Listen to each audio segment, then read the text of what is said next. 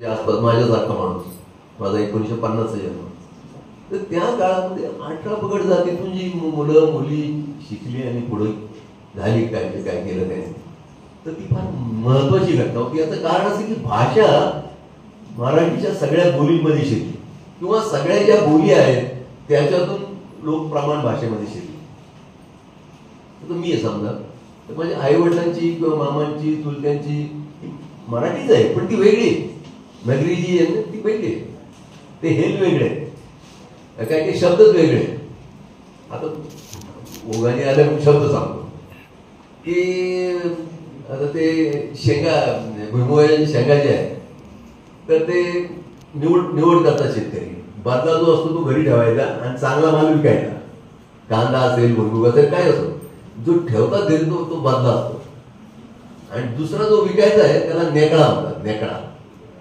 नेकळा म्हणजे निवडत. माझं मामा एकदम आज चांगले टापकाळ निवडून घे, टापकाळ निवडून घे. आता आज मी थोडं भाषेचं माहिती असलेला माणूस आहे, तर टापकाळ हा शब्द आपल्या मराठी शब्द रत्नाकरात नाही, पण तो वापरत होता. म्हणजे याचा अर्थ काय, तर हा इंग्रजी शब्दाचा अपभ्रंश माझ्या मामाने केलेला असेल. टापकाळ म्हणजे टॉप क्लास.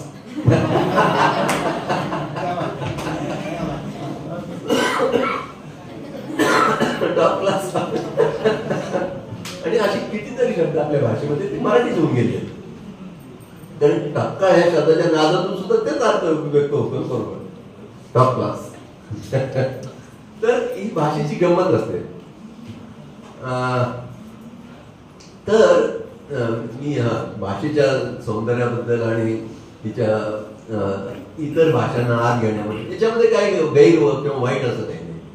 हे भाषा प्रदूषित जेव्हा होते तेव्हा ती अधिक मोठी होत होती. इंग्रजी मोठी झाली याच्यामुळे जगभरातल्या भाषेतून त्यांनी शब्द घेतलेले दरवर्षी घेतात, किंवा ऑक्सफर्ड डिक्शनरी दरवर्षी प्रसिद्ध करतात की एवढे शब्द आणले जगातल्या या भाषेतून आले. मराठीचं काय झालं, महाराष्ट्र राज्य स्थापन झाल्यानंतर यशवंतराव चव्हाण पहिले मुख्यमंत्री, त्याच्या आधी ते मुंबई इलाका असताना मराठवाडा नव्हतं त्यावेळेला आमच्यामध्ये, पण ज्या वेळेला महाराष्ट्र राज्य स्थापन झालं त्यावेळेला यशवंतरावांनी मराठी समाजाची, हा समाज कोणत्या दिशेने जावा, जीवनाच्या वेगवेगळ्या क्षेत्रात कोणत्या दिशेने जावा, उद्योगधंद्यामध्ये कसा जावा, या सगळ्याच्या बरोबरीने त्याची भाषिक आणि सांस्कृतिक दिशा कोणती असावी त्याच्या विकासाची, याच्या संबंधाने अतिशय बारकाईने विचार केलेला होता. आता उदाहरण तुम्हाला सांगतो, आज जे विश्वकोश मंडळ आहे, साहित्य संस्कृती मंडळ आहे, त्यामध्ये आहेत, शिल्लक आहेत, त्यांची कामं चालू आहेत. फार महत्वाची गोष्ट आहे. या कोणतीही भाषा ही श्रेष्ठ भाषा केव्हा होते, तर तिच्यामध्ये किती प्रकारचं कोशवाङ्मय, तेवढं ती समृद्ध मानली जाते. आपली सगळ्यात समृद्ध भाषा या अर्थाने की तिच्या इतकं कोशवाङ्मय भारतातल्या कोणत्याही भाषेत नाही. इतकी व्हरायटी, इतक्या प्रकारचे कोश आहेत. अगदी विश्वकोशाचा विचार केला तर त्याच्या आधी श्रीधर व्यंकटेश केतकरांनी ज्ञानकोश जवळपास एक हाती रचलेला होता. हे अफाट आहे, राक्षसासारखं काम आहे एखाद्या माणसाने करणं. बरं, फाटका माणूस होता तो, जर्मनीमध्ये PhD करून आलेला, इथे कोणी त्याला काही हे देईना. आणि अशा माणसांनी आर्थिक परिस्थिती अत्यंत प्रतिकूल असताना त्याच्यासाठी 7-8 लोक कमी पगारावर काम करणारे घेऊन ते एवढं मोठं काम केलं, उभं केलं. पुस्तकं डोक्यात टोपलीत घेऊन अनेक ठिकाणी नेऊन दिली. आपल्याला अभिमान वाटला पाहिजे, केतकरांसारखा श्रेष्ठ पुरुष हा मराठी होता आणि हा नदीच्या भूतकाळात होऊन गेलेला महापुरुष आहे. तर हे मराठीमध्ये झालेलं आहे. अभिमान वाटावा अशा घटना अलीकडच्या काळामध्ये खूप झालेल्या आहेत. असं आणखी खूप दाखवत आहे. हे सगळं आहे आपल्या भाषेमध्ये. झालं काय, झालं असं म्हणजे माफ करा, मी म्हणतोय कदाचित अनेकांना पटणार नाही, वेगवेगळी मतं असू शकतात, पण एकूण भारतीय समाजामध्ये ज्ञानाची आणि शिक्षणाची परंपरा असलेले लोक आणि ती अजिबात नसलेले लोक यांच्यामध्ये प्रचंड मोठी दरी ही कायम राहिलेली. शिक्षणाची परंपरा ज्यांच्यामध्ये होती असे जे लोक होते हे संख्येने अतिशय कमी होते. आणि यांच्यासाठी काम करणारे हे जे होते ना ते संख्येने खूप जास्त होते, पण त्यांना औपचारिक शिक्षणाची कुठलीही परंपरा नव्हती, कधीही नव्हती. त्यांनी फक्त श्रवण भक्ती करायची, ती संधी मिळाली तर. याच्यामुळे झालंच की ज्ञानाची परंपरा ही एका अतिशय छोट्या वर्गापुरती मर्यादित राहिली. आणि बाकीचे जे लोक आहेत ते आपापल्या पद्धतीने ते थोडंफार जे काही विकास करणं शक्य ते करत राहिले. याचा सगळ्यात मोठा वाईट परिणाम असा झाला की ज्ञान निर्माण झालं. आपल्याकडे अत्युच्च दर्जाचं ज्ञान आहे प्राचीन ग्रंथांमध्ये, पण तंत्रज्ञान निर्माण होण्याची परंपरा उभी राहिली नाही. तर तंत्रज्ञान कोण निर्माण करतो की ज्याला ज्ञान आहे आणि ते ज्ञान तो प्रत्यक्षात वापर करतो. ज्ञान ज्याला आहे तो तिकडं तंत्रज्ञानाशी काय घेणं नव्हतं. लोहार आहे समजा, हा तंत्रज्ञ आहे. सुतार आहे, हा तंत्रज्ञ आहे, पण त्याला बाकी ज्ञान नाही, पारंपरिक ज्ञान आहे. शेतकरी पेरणी करायला कशाला शिकायला लागतंय? बापाचं पाहिलं की मुलगा शिकतोच करायला, त्यासाठी काही शाळेत जायची गरज नाही असं आम्हाला म्हणायचं.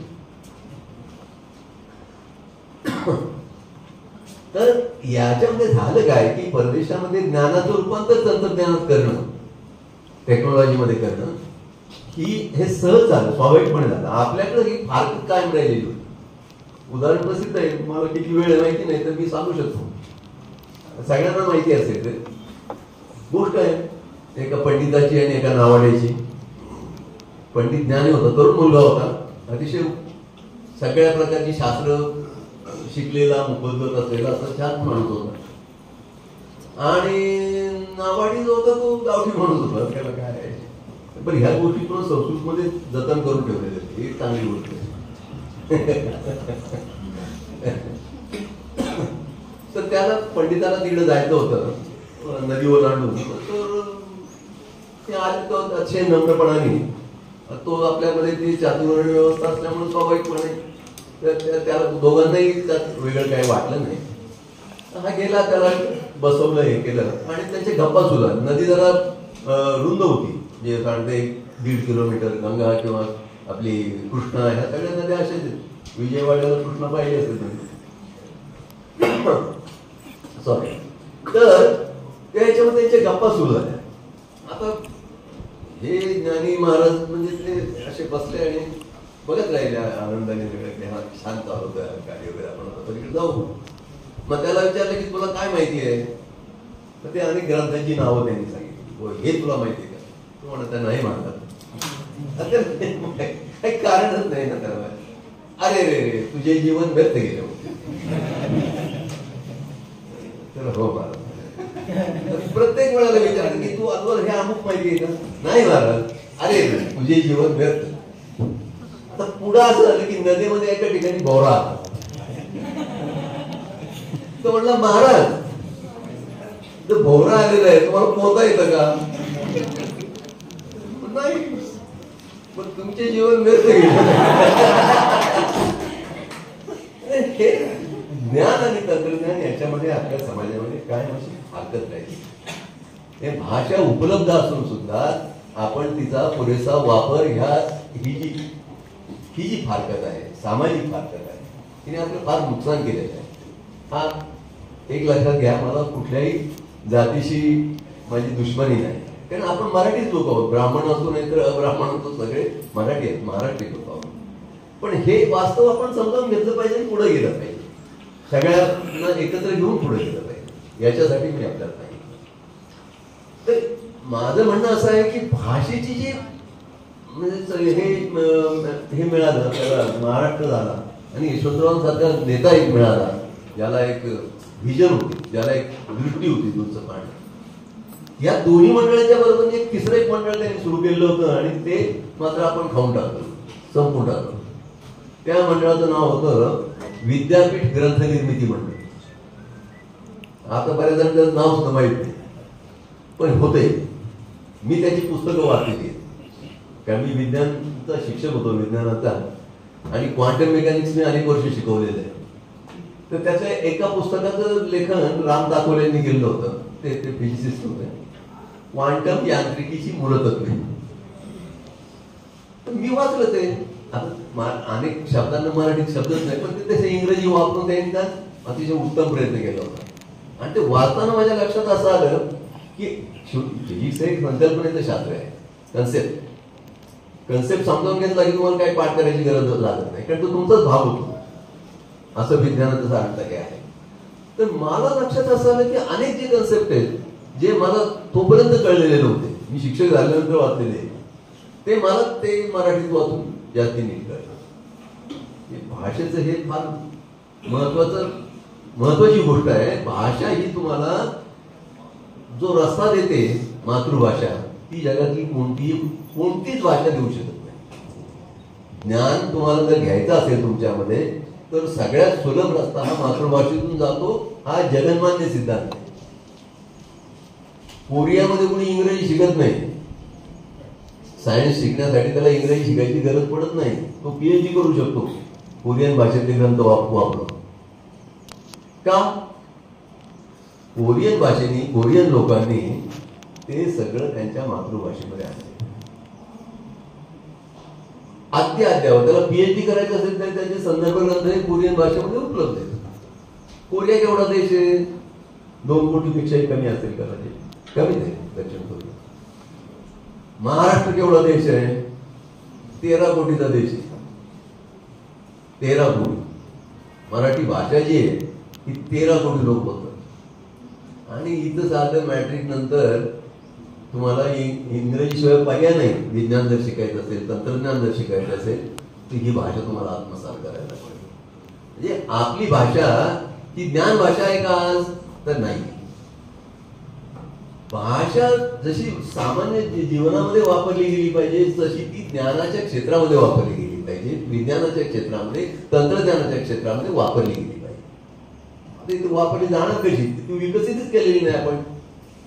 आपण माझ्या पिढीचे लोक हे अत्यंत गुन्हेगार या बाबतीमध्ये आहेत की त्यांनी त्या क्षेत्रातली ज्ञान भाषा तयार केली. त्यामुळे आज परिस्थिती अशी आहे. आज परिस्थितीच्या पेक्षा भीषण झालेली, हा भाग मी बोलतोच पुढं. तर मराठीला ही ज्ञान भाषा करणं ही फार तातडीची गरज आहे. तातडीची. आपण आपल्या भाषेला आजारी पाडलेलं आहे. आपण आपल्या संस्कृतीला आजारी पाडलेला आहे. आणि हा आजार आता विकोपाला गेलेला आहे. नुसतं थोडीशी सुरुवात झाली असं नाही, विकोपाला गेलेला आहे. त्यामुळे याच्यातून कसं बाहेर पडायचं हे मोठं कठीण आहे, पण पडणं तर आवश्यक आहे. आणि मला खात्री आहे की आज इंग्रजी शिकणारे लोक कोणीतरी ते काहीतरी असं होईल, कारण ह्या भाषेमधलं मूळ सत्व जे आहे ते काहीतरी असं होईल ते पडता येईल. पण हा आशावाद मी बाजूला ठेवतो, कारण याच्या उलट जे चित्र आज दिसते त्याच्या संबंधित मला बोलायचं आहे. मी मगाशी ज्या रिफ्ट बद्दल बोललो की शिक्षणाची परंपरा असलेला छोटासा समूह आणि शिक्षणाची अजिबातही परंपरा नसलेला मोठा समूह, ही जी दरी आहे ती याला त्या पद्धतीने आपल्यामध्ये कायम राहिलेली आहे. आणि त्याचे अत्यंत भीषण परिणाम एक भाषिक समाज म्हणून आपल्यावर आहे. कसं तुम्हाला सांगतो. असं झालं, पेशवाई गेली आणि लिखापडीची परंपरा असलेले जे लोक होते, ब्राह्मण, प्रभू किंवा काय थोडेफार सोनार, काय आणखी दुसऱ्या ह्या ज्या जाती आहेत यांच्यामध्ये शिक्षणाची परंपरा होती. तर हे सरळ इंग्रजीमध्ये शिरले आणि ते कारकुनीच्या याच्यामध्ये शिरून त्या चांगल्या जागा पटकवल्या त्यांनी. त्याचे अनेक रावबहादूर झाले. याचा अर्थ इतर जातीतले झाले नाहीत असं नाही, ते पण होतेच. माझ्या शेजारच्या गावचे मराठा जातीतले एक ठुबे नावाचे, पुण्यामध्ये ठुबे पार्क आहे, रावबहादूर ठुबे, असे थोडेफार असतील. पण प्रामुख्याने शिक्षणाची ज्यांना परंपरा होती ते लोक इंग्रजी भाषेमध्ये गेले. इंग्रजी शिकून मामलेदार अमके तमके झाले. अशी ती परंपरा त्यांची इंग्रजी त्यांच्या जगण्यामध्ये महत्वाची एक झाली. पण तरी सुद्धा ते स्वातंत्र्यपूर्व काळामध्ये तरी सुद्धा हे सगळे लोक मराठीमध्ये लिहित होते. माझे अतिशय आवडते राजाराम शास्त्री भागवत किंवा लोकहितवादी, काय ना गोपाळ हरी हा. तर ही सगळी माणसं मराठीतच लिहित होती.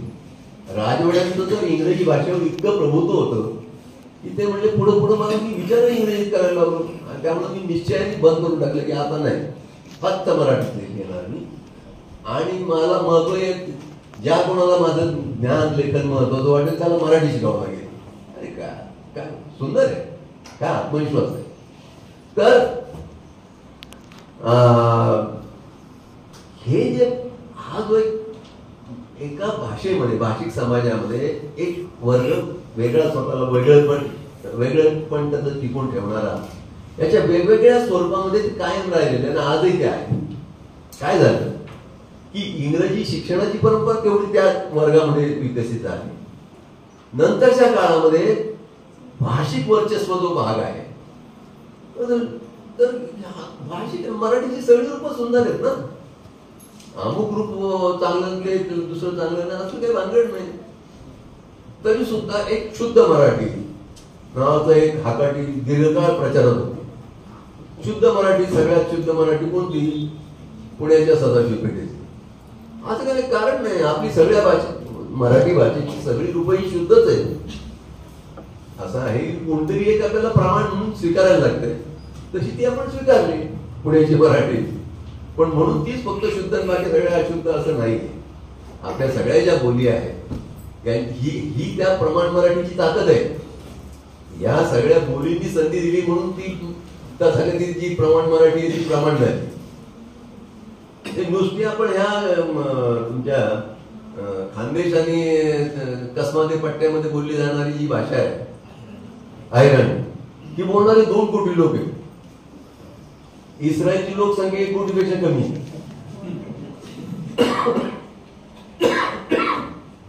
ते आयराणी बोलणारे 2 कोटी लोक, कोरियापेक्षा जास्त आहे.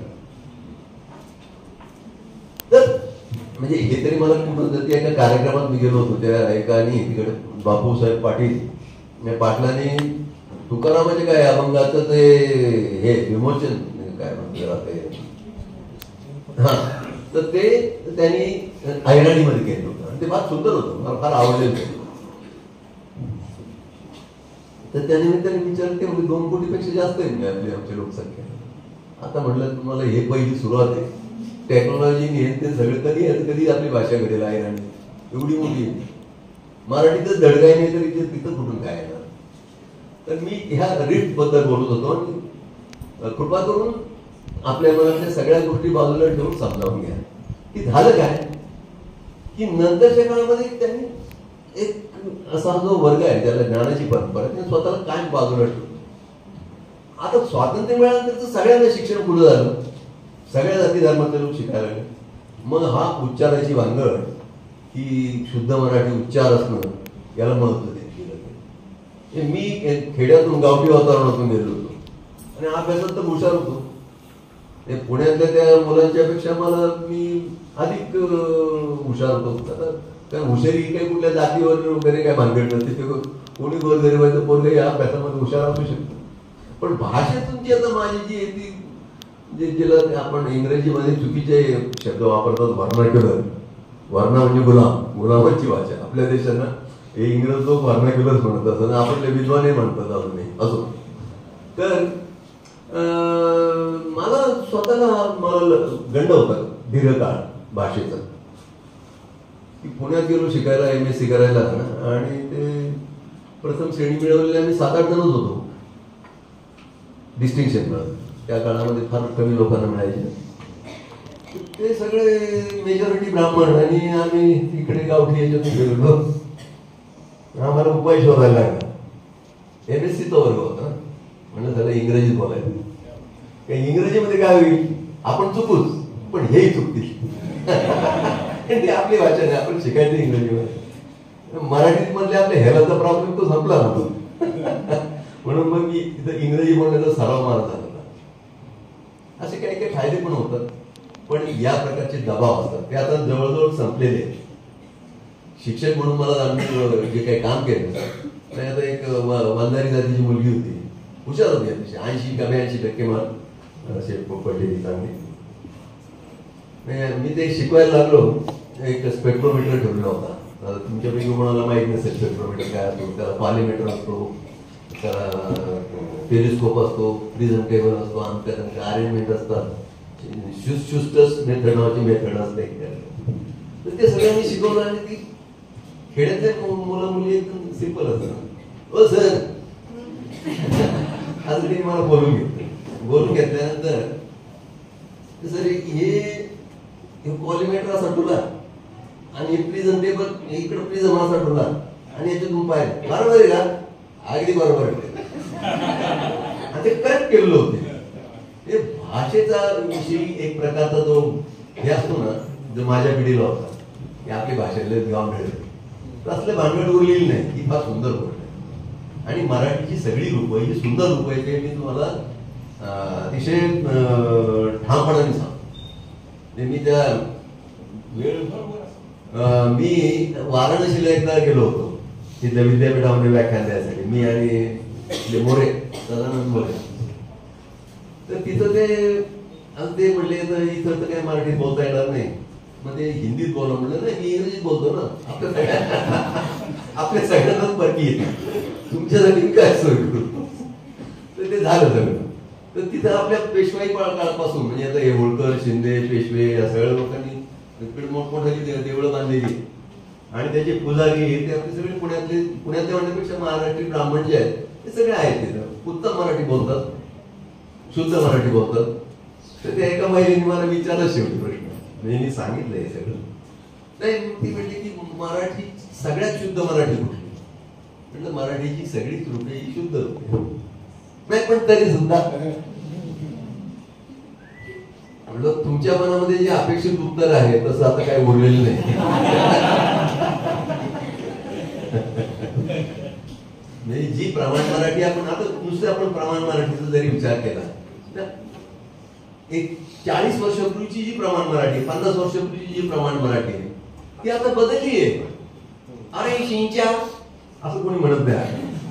पण हे होतं नाटकांमध्ये, होतं खाडीलकरांची नाटकं असतील होतं.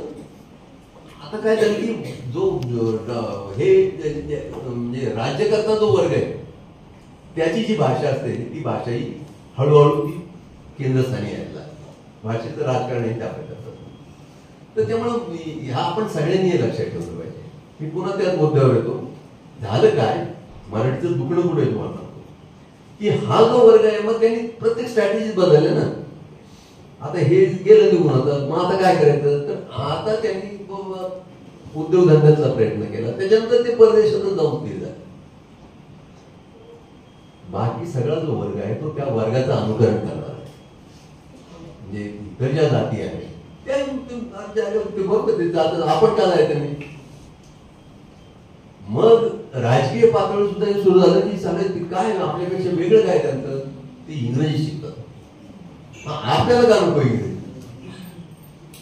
हा मूर्खपणा आहे. शिक्षणाची परंपरा असलेल्या वर्गामध्ये इंग्रजी काय आज काल आलेली नाही, तिच्यासाठी अनेक पिढ्या गेलेल्या आहेत आणि मग ती स्थिर झालेली आहे. पण त्यांनी मराठी सोडलेली नाही, हे आपण लक्षात घेतलं पाहिजे. तर आपण काय करतो की आपण त्याचं अनुकरण करायचा प्रयत्न करतो आणि फार चुकीच्या पद्धतीने करतो. आपण फास्टन असं हे करायचं प्रत्येक धाबा डुबकी मारली आणि झालं माणसं, असं होत नाही. भाषा हा नुसता शब्दांचा समुच्चय नाही. भाषा ही शिक्षणाचं माध्यम वापरायच्यासाठी तुम्हाला भाषा पहिली आत्मसात करता आली पाहिजे, आली पाहिजे तुमच्यामध्ये. मातृभाषा ही सहज आली असते. एका नुसत्या याच्यातून हजारो वर्षांची परंपरा, त्याचे जे ज्ञान आहे मी मगाशी म्हणलो तसं, ते सगळं ज्ञान तुम्हाला रेफरन्स म्हणून उपलब्ध असतं. सरळ प्रतिमा व्यवस्था उपलब्ध होतात. त्या नवीन भाषा शिकणं आणि तिच्यातून ज्ञानाचं वहन करणं शक्यच नसतं मुळामध्ये. आता मी अनेकदा देतो उदाहरण तुम्हाला देतो की आर्किमिडीजचा सिद्धांत तुम्ही कोणत्याही शाखेमध्ये असाल, 4थी 5वीतच असेल कदाचित त्या अभ्यासामध्ये, का नाही? आर्किमिडीजचा 7वी 8वीला असेल, पण असतो तिथपर्यंत तेवढं सायन्स शिकायला लागतं आपल्याला. काय त्याचे सिद्धांत? कोणताही घनपदार्थ द्रवात बुडविला असता, बघा कोणताही घनपदार्थ दगड द्रवात पाण्यात बुडवला असता, प्रतिमा लगेच तयार होता आपल्या मनामध्ये. घनपदार्थ द्रवात बुडविला असता घनपदार्थाच्या वस्तुमानात तूट येते. ती तूट घनाने बाजूला साठलेल्या द्रवाच्या वजना इतकी असते. सिंपल, काय ना काहीच लागत नाही. तूट का आली, पण कशी केवढी तूट आली, तर त्यांनी जितकं पाणी बाजूला साठलं तेवढी तूट आली, तेवढ्या वजनात तूट आली. आता हेच मी इंग्रजी शिकवायचो. When a solid is immersed in a fluid, मेले.